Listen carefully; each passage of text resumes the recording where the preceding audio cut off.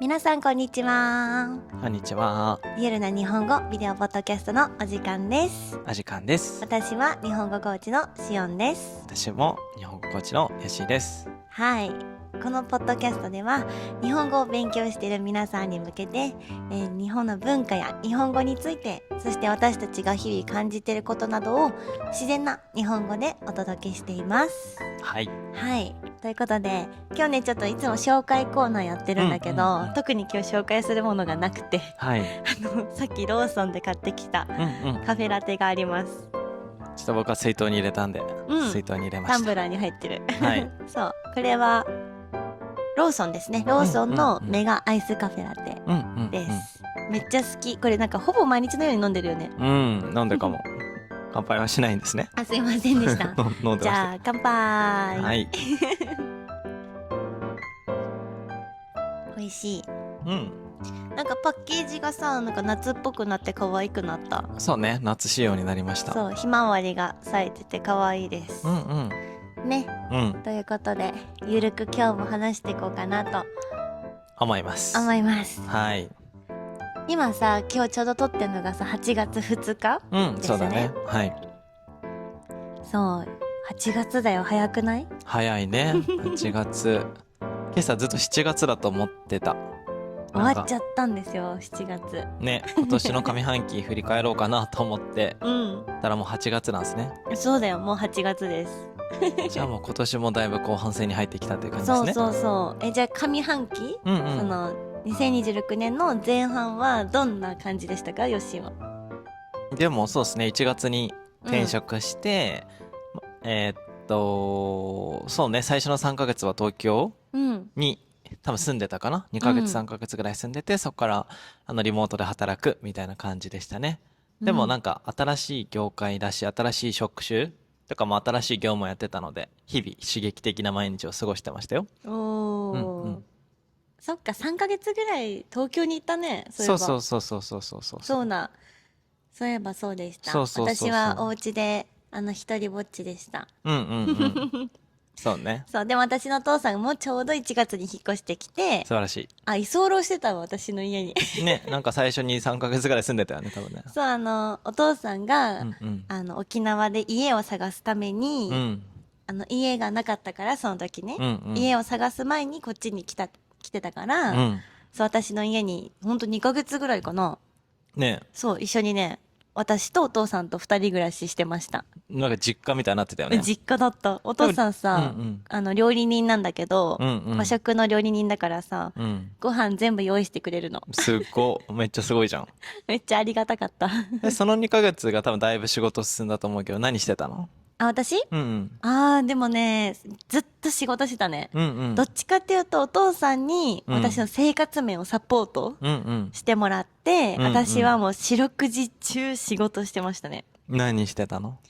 私が今、日本語の先生を育成する、トレーニングをする、なんかスクールみたいなのをやってるんですけど、それのコンテンツの準備だったりとか、先生にどんな風に教えていこうかなってカリキュラムを作ってたりとか、あとは、みんなにも散々言ってると思うんですけど、日本語の教科書アプリがその頃から本格的に指導して、もともと教科書作ってたんだけど、それをアプリにしようみたいな動きが始まったのがちょうど1月ぐらいかなと。あ、そうなんだ。はい。へえ、じゃあ6ヶ月ぐらいでアプリになったみたいな感じ？でもね、実質、いつからだ、それこそ前の動画に何回か出てくれてるまいちゃんっていうね、もともと英語の先生だったんだけど、その子も一緒に日本語教師として活動してくれていて、その子が本格的に教材のチーム、教科書を作るチームに入ってきてくれてからアプリの話が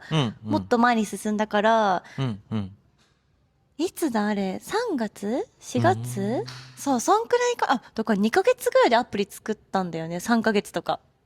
すごい。そう。で、その前の段階だよね。なんか作りたいなと思って話が始まったのがちょうど1月ぐらい。っていう感じです。すごいっすね。そう。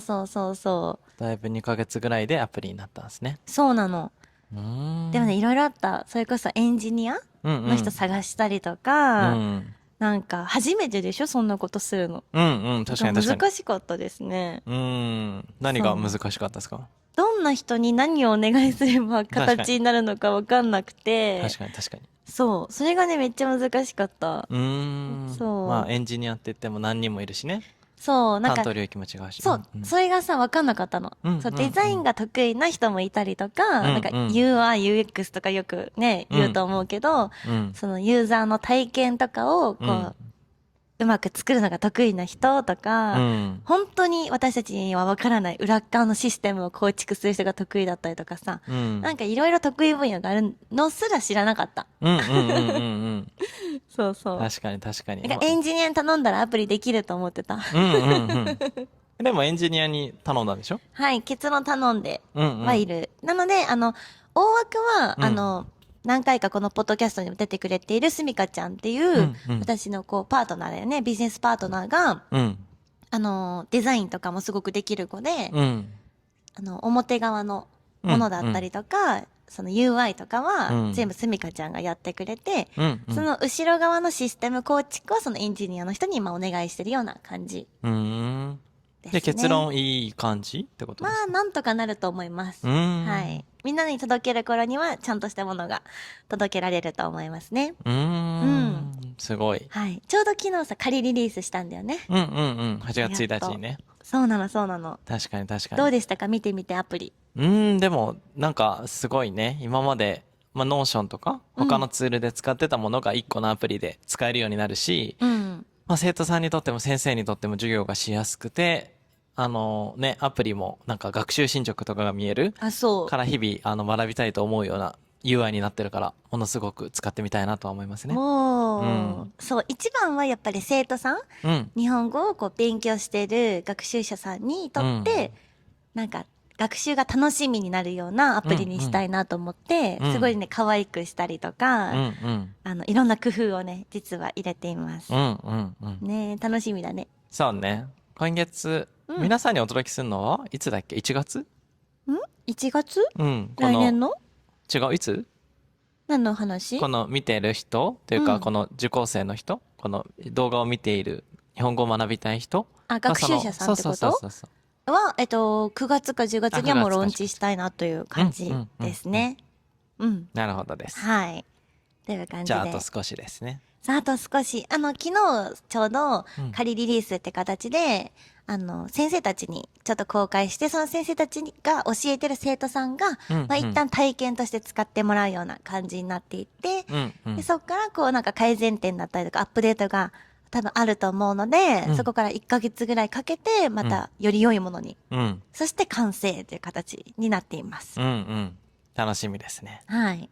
っていうのを、だからその構想でね、その一番最初にこのアプリをやってみたいなと思ったのが今年の1月ぐらいです。なるほど。そう。じゃあその時は、なんか夏頃にリリースしようみたいな想定だったの？もっと早いリリース想定だった。6月ぐらいに行けるかもね、みたいな感じだったんですけど、思ったよりね、教科書を作るのが大変だった。確かに膨大だしね。そう。時間もかかるし。しかもイラストたくさん入れてる教科書だから、イラストを作るのにも結構時間かかったの。そうそうそう。でもなんか途中、なんかこの AI 使ったらなんかスピードが10倍になったよみたいなのあったよね。そうそうそう。AI とかも活用しながら。なんか、時代が逆に追いついてきたよね。そう。なので、たくさんね、いろんな教科書の中にたくさんのイラストを入れられるようになりました。AI のおかげで。すごい。そうそうそうそう。もちろん教材の中身は、先生たちとか、私とかもチェックしながら、日本人の目で見て確認をしたり、英語の先生とかもいるので、英語のチェックしてもらったりとかもしています。はい。非常に楽しみですね。はい。そうです。1月以降はどうですか？その3ヶ月の出張の後は何したの？3ヶ月の出張の後は、でも、その同じ会社で働いてた。で、最初の3ヶ月が、なんかセールスとかの部署にいて、後半3ヶ月は、なんかマーケティングの部署にいたから、会社のマーケティングの施策を動かしてたみたいな感じですかね。どうしてさ、セールスからマーケティングに行こうと思ったの？いろんな理由あるけど、でもマーケの方が、経験がある過去のキャリア的に、だからまあ会社としてもマーケの方が成果が出るんじゃないかみたいなところで移動したって感じかな。なるほどね。そっかそっか。もともとマーケティングだったもんね。その前の仕事も。そうね。そうだそうだ。そう。どうですか4月、4月から6月とか、なんかやってました？ 4 月から6月もね、もうひたすら教科書作ってたね。そこが一番大変だったかも。なるほどね。そう、なんか、それこそデッドラインを引いて、期日を決めて、タスクをこう振り分けた時に、全然間に合わないやばいみたいな感じで、ほんと夜中の3時とか4時まで、毎日作ってましたね、本当に。しんどかった。すごい。でもやりきったわけですね。やりきりましたね。頑張ったね。そう。そうなんですよ。でもヨッシーもさ、結構なんか働き方面白いなと思ってて、新卒その大学卒業して、すぐさ、東京の会社に入ったんだっけ？その時にさ、コロナだったからさ、フルリモートだったじゃん？で、次の会社もさ、フルリモでしょ、で、また次の会社もフルリモだよね。一回も会社に出社してないよね。まあ全然、今の会社はだって最初の3ヶ月出社してたから。なんかでも、普通の会社員ってさ、毎日会社行くじゃん。それがない働き方なのが面白い。あ、そう？そうね。なんかまあ時代的にそうなったって感じかな。もともとそんな求めてなかったけど。もともとというか普通にめちゃくちゃ出社したかったけど、時代的に出社ができなくなったからしょうがないって感じですね。そうだ、もともとは東京のオフィスで働きたくて東京行ったんだもんね。そう。そうだ。そう、働きたかったけど、そうだから東京のねアパートも借りて出社するぞと思ってたけど、コロナが来たので出社できず、東京のアパートでリモートワークしてましたね。ねえ、ずっと家から出てなかったよね。そう。なんかでもなんかさすがにね、新卒の人がいきなりリモートはどうだろうみたいなやつで、なんか週 1？週1かなんか2週間に1回ぐらい出社あったけど、なんかオフィス誰もいなくて、なんか物置みたいになってた。なんかめっちゃ暗いし。そうなんだ。広いフロアだけど電気ついてないから、一部しかついてなくて、なんか、会社やってるみたいな。なんかもったいないね。まあコロナだったからね。まあ、そうか。そう。まあ2フロアあったうちの1つのフロアは多分解約した。で、その2つのフロアの荷物を1つのフロアに持ってきたから、めちゃくちゃなんか物置場みたいになってる。そういうことね。なるほどね。そう。そっか。結構さ、2回転職してるってことだよね。そうですかね。確かに。なんか1社目一番最初の仕事さ、めっちゃ楽しそうにしてたけど、なんで辞めようと思ったの？そうね。仕事はめちゃくちゃ楽しくて、会社もめちゃくちゃ良かったけど、なんで辞めようと思ったのか。まあそうね。なんかその仕事を極めた時に、なんかまあ20代のキャリアの選択肢としてちょっと狭くなるかなと思って、そうね。20代のうちに、他の職種とか興味ある領域も経験したいなと思ったからですかね。なるほどね。一番最初の職種は何だったっけ？あれはなんだろう、企画職みたいな感じかな。そうだね。イベントの企画みたいな感じだよね。なんかすごいね、楽しそうだったよ。何が楽しそうだった？なんかね、聞いてほしいんですけど、皆さんにも。その時からね、こうお付き合いしてたんだけど、1社目の時からね。なんか、土日とか遊びに行くじゃん。そして私たちさ、最初は2年間ぐらいさ、遠距離だったじゃん。東京と、あと私は北海道で遠距離だったんだけど、で、私が東京によく遊びに行ったりとかしてて、で、土曜日、日曜日休みだったからさ、遊びに行ってたじゃん。なんか、休日も、なんかそのイベントを日々考えなきゃいけないから、もう毎日イベント新しいイベントの企画を考えなきゃいけなかったからさ、土日ってなんかそのインプットの時間だったじゃん。なんかさ、それで、なんかめっちゃいろんなとこに連れてってもらったね。連れてってもらった？さ、なんだっけ、遊園地？遊園地ね。そう、西武園遊園地ってみんな知ってるかな？知らない人多いかもね。あれは、神奈川？東京？埼玉かな。埼玉にある、すごいね、昔からある遊園地があるんだけど、なんかそこがさ、リニューアルしたんだよね。そう。で、リニューアルした後に、すごい人気になったんだよね。そうね。それがなぜか気になったんでしょ？まあ、なぜか気になったかというと、まあそうね、普通に世の中で流行ってるものうん。には理由があるかなと思ったので、それを体験しに行こうみたいな感じですね。あ、そうそうそうそう。なんかうんうん。もうね、遊びに行くテーマがうん。それなの。うんうんうそう、ん。世の中でなんでこれが流行ってるんだろうを自分で体験しに行きたいみたいあ、な。まあそうね。うんうん。そう。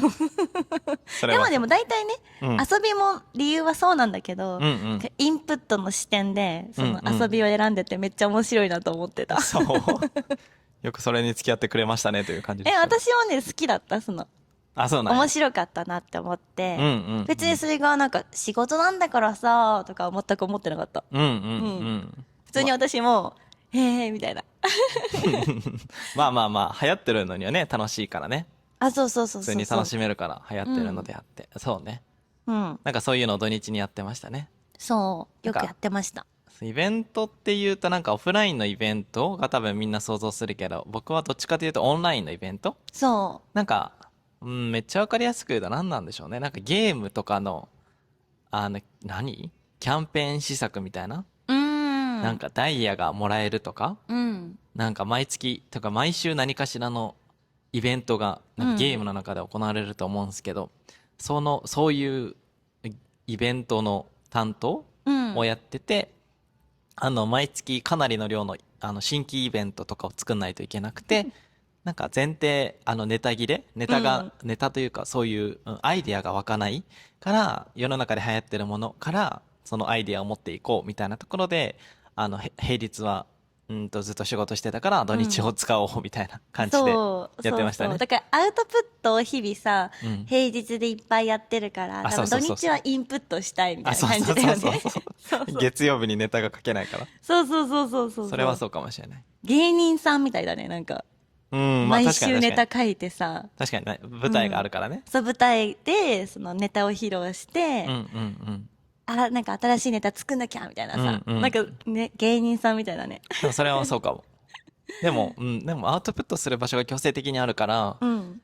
何かしら出せば何かしら反応がある。うんうん。で、今度こういうのやったらどうかなっていうので、ネタを仕入れに行って、考えて、出してみて、うん。結果返ってきて、みたいなのを、多分、あの会社は3年ぐらい、3年3ヶ月ぐらい働いてうたか。ん。だから、なるそんぐらほどね。いやってましたね。はい。そうだ。なんかね、楽しそうでしたよ。楽しそうでした。でもね、めっちゃ追い込まれてたと思う。あ、そなんかう。うね、ん。仕事の時すごい多分ストレスを感じてて、独り言めっちゃ多くなってんの。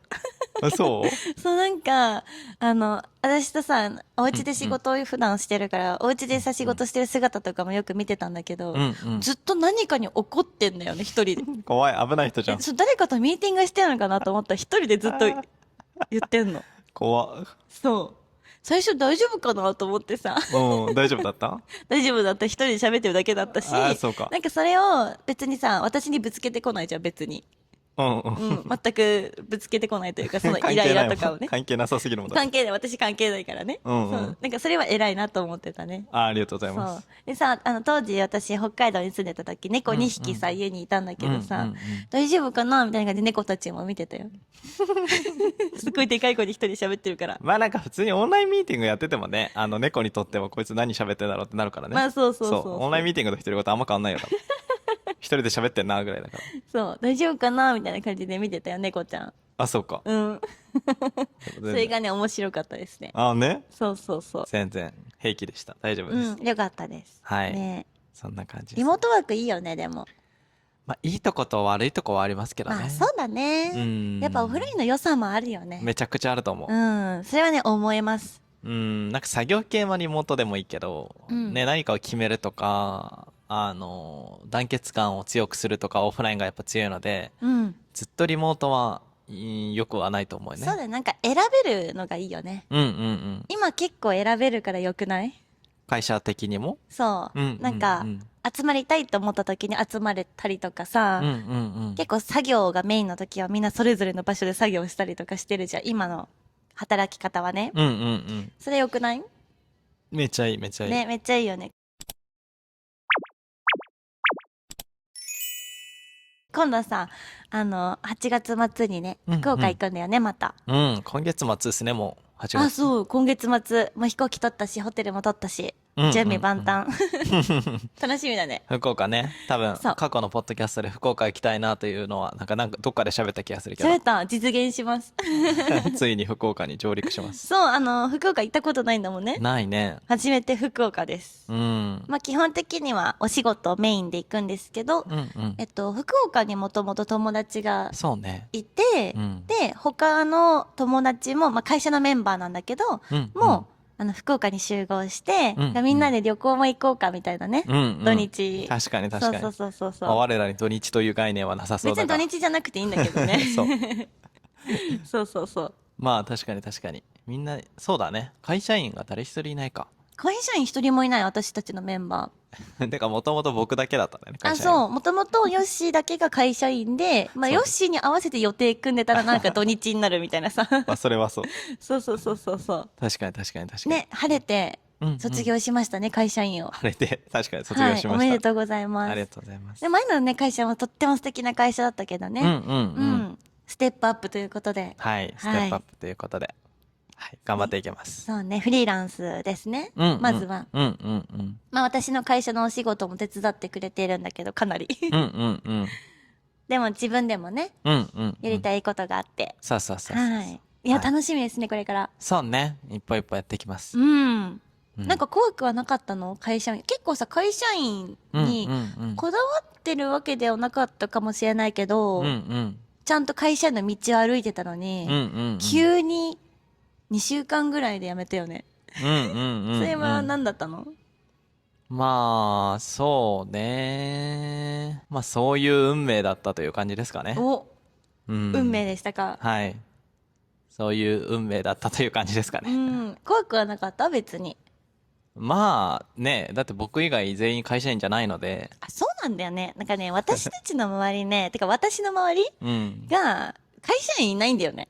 まあ僕でだったんですそう。唯一ヨッシーだけが会社員で、みんなフリーランスの働き方をしてる子たちばっかりだったから、まあおのずとね、生きていけるなみたいな感じだよね。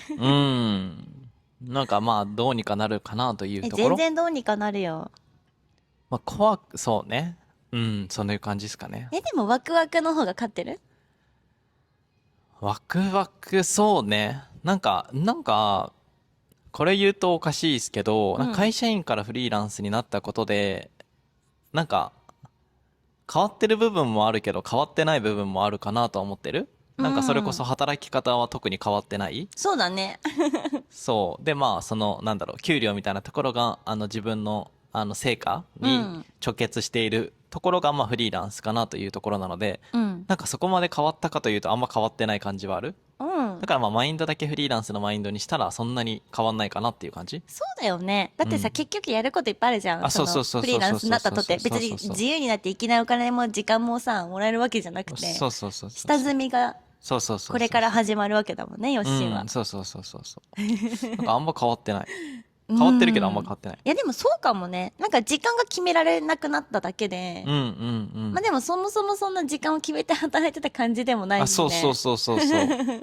まあこれが多分出社してたらだいぶ変わってたんでしょうね。まあそうだね。わかんないけど、9時5時 ?8 時5時 ?8 時5時で出社してて、っていうなんかルーティンがあって、それが一気に崩れたらめっちゃ変わったなっていうのがあるけど、なんかそもそも、まあリモートで働いてたし、なんか土日も普通に作業とかしてたから、いつが仕事でいつがプライベートかの境目があんまなかったから。そもそもね。で、フリーランスはそもそもないから、なんかあんまり、なんていうの、この実態が追いついたみたいな。はいはい。実態が肩書きに追いついたみたいな感じ。あ、そうなの？どういうこと？実態、だからなんかそういう状態であった、なんかどういう状態？仕事とプライベートの境目なく働いていたっていう状態が、いわゆるフリーランスみたいなもんでしょ？そうだね。でもそれを会社員というものでやっていた、が本来はフリーランスがその働き方、だからまあ状態と自分の肩書きがなんか同じになったみたいな。ああ、そういうことか。もともとがちょっと変だったんだよね。そう。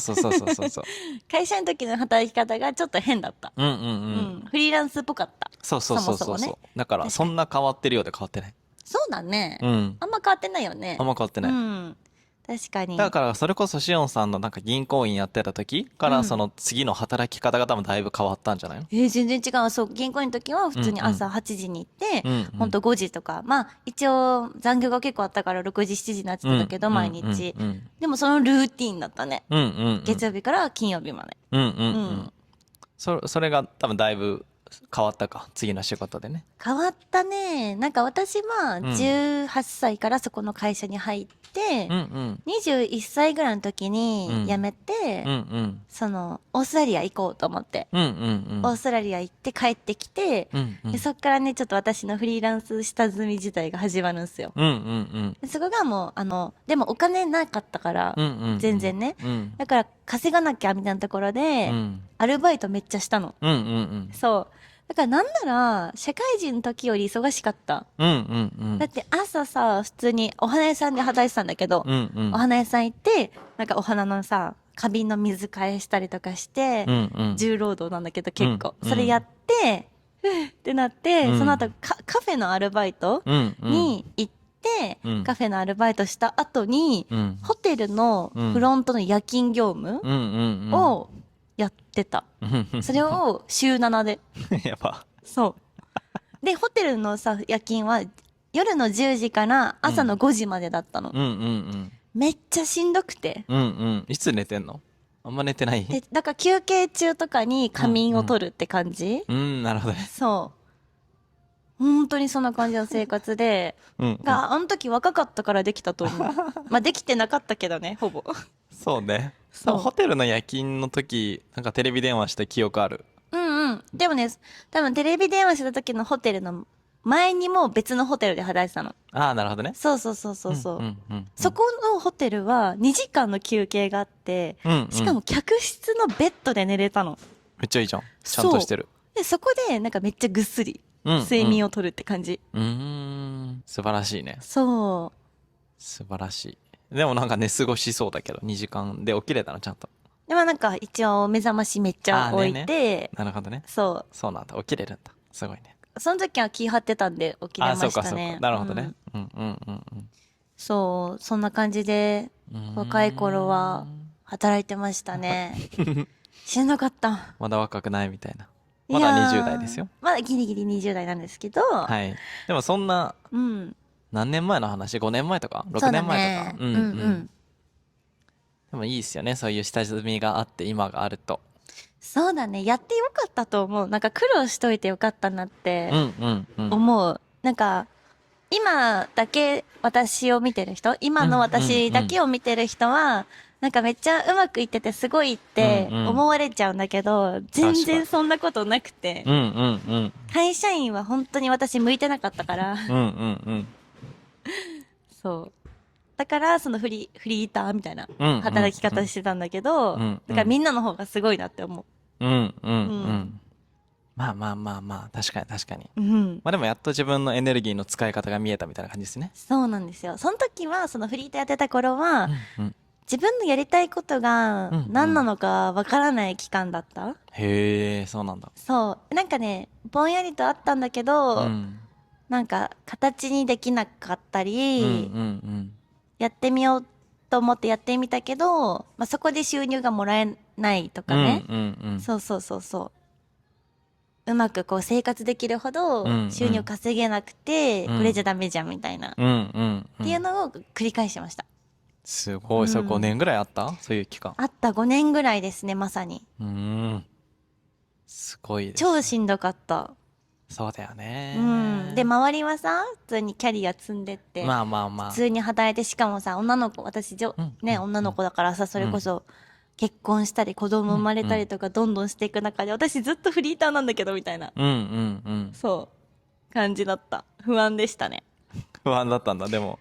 でもね、なんとなく楽しかったのもあるね。なんかもう私はこれでいいって感じだった。そう。夢中でやってたしね。そう。確かに。で、やってたからこそ日本語を教えるって仕事に出会えた。そうね、確かにいろんな道を歩んでやっと見つけたみたいな感じですね。やっと見つけました。7年くらいかかりました。そう、なんかフリーランスとして独立しようと思ってから、日本語教師とお仕事に出会うまでに7年かかりました。すごい。でもなんかね、今やってる仕事も、なんか動画編集とかデザインとか、なんか過去、その収益にすぐつながらなかったけど、今の仕事で使う場面、そのスキルを使う場面って結構あるから、まあ、遠回りした方が良かったみたいなのあるかもしれない。そうだね。なんかそうかもしれない。今の日本語講師というお仕事で全部活かせてる過去の経験を。そうね。それこそ接客やってた経験もそうだし、ね、デザインやってた、動画作ってたとかもそうだし、SNS とかね。SNS もそうですね。まさに。営業とか。営業もやってましたね。テレアポとかもやってましたよ。全部やってるやん。全部やった。本当に、時給がいい仕事ほとんどやった。素晴らしい。テレアポって、電話をかけまくって営業をするお仕事なんだけど、時給も高かったし、インセンティブがもらえたの。だから、契約が取れたら、なんか何百円か作るみたいな。だからめっちゃ頑張った。素晴らしい。眠くなりながらもこうやって。本当に大変だった。でも確かに、すべてのスキルを今使ってるね。そうだね。だから無駄なことはなかった。そうだよね。でもなんか7年前に戻って、今の仕事に最短で行こうとは思わないでしょ、多分。そうかも。最短で行ってたら多分そんな成果出てなかった可能性がある。あるあるある。全然ある。だから私もなんか、日本コーチとお仕事、もしその時してたら興味は持ってたと思うし、やってたと思うんだけど、なんかそれよりももうちょっと前に、なんか動画編集だったりとか、デザインのスキルとか、やってたと思うね。そうだよね。どっちみち。どっちみちね。だから、よかったね。そう、よかった。結論ね、よかった。いろいろ遠回りして。でも素晴らしいです。やっと自分のエネルギーの使い道を見つけて、仲間も集まって。本当にそう思う。だからね、あの時本当に辛かった。なんか自分のエネルギーの使いどころが分かんなくて。確かに。なんか、でも、そのね、話もね、またポッドキャストか、なんかの YouTube で出したいですよね。ぜひぜひ。その人生で、なんか、ね、いろいろ試して、なんかこれじゃないで次これをやってみようみたいな時のなんか考え方とか、なんで今の仕事は自分に向いてると思うのかとか、なんかそういう変遷はだいぶ気になりますね。そうですね。確かに。でも、なんか、人がきっかけでもあるけどね。あ、そうなんだ。それこそ私が日本語講師やる前は、ヨシにやってみたらって言われて、ライブ配信をやってたんだけど、ライブ配信はマジで楽しかった。マジで楽しかった。よかったです。そう。進めた身なので。そう、マジで楽しかったよ。そうなんだ。結構ハードみたいな。超ハードだよ。確かにめっちゃハードなんだけど、めっちゃ楽しかった。だって冷蔵庫にね、レッドブルしか入ってなかったし。そう。だから多分今より多分10キロ以上痩せてた。でも良くない痩せ方でしたね、あれは。そう。不健康な痩せ方だったので。10キロ以上痩せてたと思うな。あ、そうなんだ。痩せてた。でも今の方が健康体なんでしょ？ちょっと今ちょっと健康になりすぎちゃったから、ちょっと痩せないといけない。健康になりすぎたから痩せないといけない？なるほど。そう。ライブ配信やってた時はさ、食べると眠くなって喋れなくなるのね、もう。ろれつが回らなくなったりとか、もうぼんやりしてきちゃって、辛いから、食べないっていう選択をしてたの。やばすぎる。そう。私、食べる元気もなかったの、あの時。やばいね。疲れすぎちゃって、ライブ配信全力でさ、配信してるから、もう疲れすぎちゃってエネルギーがなくなって、もうなんか食べる元気もなくなってもう寝たいみたいな。で、それを繰り返したらめっちゃ痩せた。良くない痩せ方ですね。まあね。で、レッドブル飲んで気合い入れるみたいな。良くない痩せ方ですね。あれは。あれ続けてたら病気になってたわ。もう病気になってたかもしれない。若干病気だったかもしれない。2年ぐらいやってた？ 2 年ぐらいやってました。すっげえよ。それを2年やるって。楽しかったけどね。楽しかったんだね。すごい。素晴らしいですね。いやいや。どうですかフリーランス2日目ですけど。そんなに変わんない？何も変わんないです。そうだよね。特に何も変わらないし。そうね。まあ、一歩ずつやっていくだけですかね。でも早速ね、いろいろ動いてね、準備、これからの準備もいろいろね、予習もしてるので、楽しみですね。はい。良い成果を出せるように、今準備してるので、はい。いやさ、頑張って成果を出して、うんうん。海外旅行とかたくさん行ったりとかさ、うんうん。海外にいる生徒さんね、ほとんど海外に生徒さんいるからうんうんさ、そうね。みんなに会いに行ったりとかさ、うんうんうんイベントしたりとかしたいよね。うん。めっちゃしたい。うん。楽しみですね。はい。はい。やっていきます。一歩ずつ。そんな感じですかね、働き方。うんうんううん。ん。今はどんな一日のスケジュールですか？でも結構バラバラかな。バラバラだよね。なんか何かが決まってるわけじゃないし、まだそのレッスンも隔週で入ってるわけじゃないから、うんうん。レッスン入り次第そのために準備するとか、で、隙間時間で作業したり他のことやるみたいな感じなので、特に決まってないですね、僕は。あ、そうだね。皆さんもしよかったら忙しくさせてください、彼を。もしなんか日本語レッスン興味がある方は、うんうんうん。ぜひヨッシーのレッスン受けてみてほしいですね。うん。そう、私が開発してる、うんうん教科書もヨッシーのレッスンだと、今もうすぐ使えるので、うんうんううんん。楽しみですね、これから。はい。そんな感じですうん。ね。今日もね、体験レッスンが入ってるんだよね。そうそうそうそうそうそいい生徒さんに巡り合えるとう。いいですね。はい。はい。やっていきます。とう感じですかね。うん。うん。私はもう、ぐちゃぐちゃですね、毎日。うんうんうんうん。どんな一日ですか？いつも、まあ、朝レッスンが入っている時は朝ちゃんと起きてレッスンして、うんうんで、なんかそこからスイッチ入って、うんうん作業をして、うんうんで、また午後からレッスン入って、ポツポツ入って、うんうんで、夜もレッスン入って、うんうんで、でもね、やっぱなんだかんだね、寝るのが遅くなっちゃいますね。うんなんかね、ノリに乗っちゃうんだよね。そうなんだ。仕事がノリに乗ってしまって、うんうんなんかね、就業時間とかがないじゃん、うんうんフリーランスは。だから、終わりがないし、終わってる時間も誰にも決められてないから、うんうんなんか、ここまでは終わらせたいみたいな気持ちになるわけ。うんうんそうだからね、なんか遅くまでやっちゃいますね。うんそう、良くないですけどね。うんうんはいいつも何時寝て何時に起きてるんですか？適当だよね。うんうん2時とか3時まで仕事して、昨日とか4時まで起きてたよね。そうかそうそうかそうか起きてたそうか起きてたそうかうんうんうんで、今日で行くと、今日4時に寝て、朝の4時に寝うんうんうんて、朝の9時ぐらいに起きて、うんうんうんで、私はちょっと他の仕事があったんで仕事をしたりとかうんうんっていう感じ。結構毎日バラバラかな。でもそんな感じかも。うんだいたい3時とか2時とかに寝て、朝8時に起きてみたいな感じうんうんうんうんですね。でも楽しいよね。うんうんそうね誰にも、なんかストレスがない。うんうんうん生徒さんもね、みんないい方たちで、うんとってもね、頑張ってる方たちうんうんばっかりなので、すごく教えてても楽しいですね。ううんん。っていそうう僕感じです。はこれからなのではいはい頑張っていきます楽しんでいってください。うんは。はいじゃあ、ということで、うん今日は二人の働き方について、うんうんちょっといつもと違う場所でね、撮ってみました。うんどうかな、楽しんでいただけましたでしょうか？うんまたいろんなエピソード二人で撮りながら、うんはい。いっぱいポッドキャスト頑張ろうと思うので、はいぜひよろしくお願いします。よろしくお願いしまはいす。で、チャンネル登録がまだの方は、チャンネル登録と通知ボタン、ぜひ押して、次のエピソードを待っていてください。はいよろしくお願いしますそれでは、今日も聞いてくれてありがとうございました。